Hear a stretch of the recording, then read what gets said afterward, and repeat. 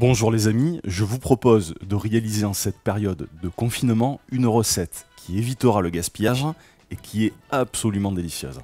Cette recette, c'est ma grand-mère qui me la faisait, qui elle-même la faisait et la mangeait à une époque beaucoup plus compliquée que la nôtre. Les anciens étaient malins puisqu'ils nous ont laissé la recette, vous l'aurez compris, du pain perdu.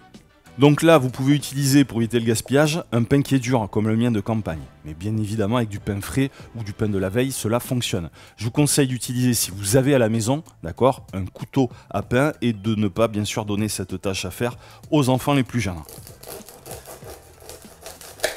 Donc taillez maintenant des tranches de minimum 1 cm d'épaisseur. Ensuite, dans un saladier, vous allez mettre un œuf, du sucre. Alors, je sais qu'en cette période de confinement, c'est galère pour faire les courses. Sachez que si vous n'avez pas d'œuf, vous pouvez tout de même réaliser cette recette. Pareil, moi je vais vous proposer d'aromatiser cette préparation avec ce qui reste dans les fonds de placard. Moi en l'occurrence, j'ai une gousse de vanille, je la mets. Mais vous pouvez très bien mettre de la cannelle ou rien du tout si vous n'avez rien. Voilà, alors, comme je vous l'indiquais, moi j'ai une gousse de vanille dans le placard, je vais la fendre en deux et la rajouter à ma préparation.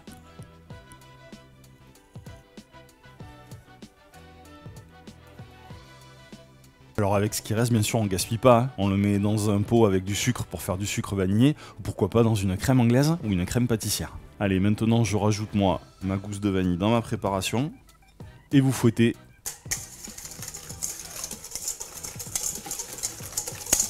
Rajoutez maintenant de la crème liquide entière, du lait,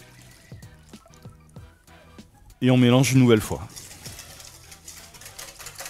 Alors habituellement, je sais que je vous donne les quantités exactes pour faire une pâtisserie, mais là, je ne le fais pas tout simplement car cela dépendra du taux d'absorption de liquide de votre pain.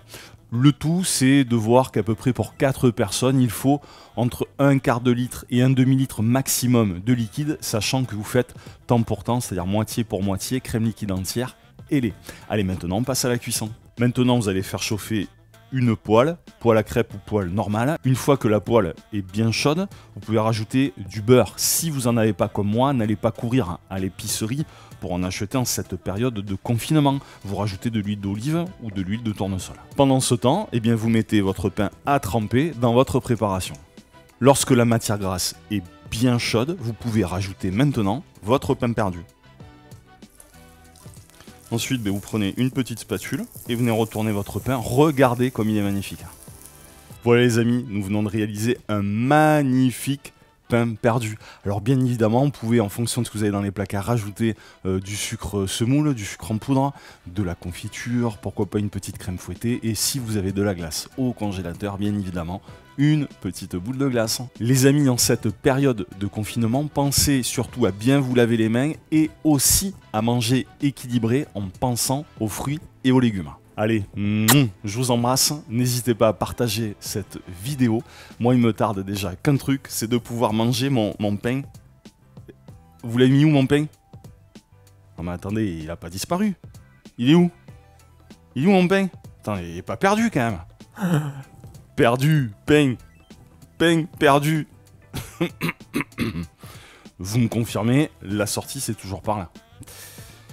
Monsieur, dame. Ouais, t'es bonne celle-là.